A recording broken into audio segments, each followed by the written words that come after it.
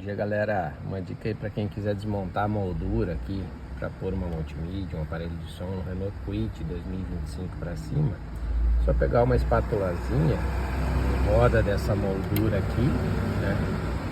Puxar, são grampinhos, né? Aí você destaca ela, já deixei pronto porque com uma mão só não é fácil. Despluga os terminais aqui do ar e dos botões aqui da frente, né? E daí para você tirar essa parte do meio aqui para pôr o outro som ou coisa, são uma chavinha torque aqui, né? Tem 4 parafusinhos aqui do lado aqui, você desparafusa, ele já vai abrir onde você precisa aí para instalar multimídia, alguma coisa.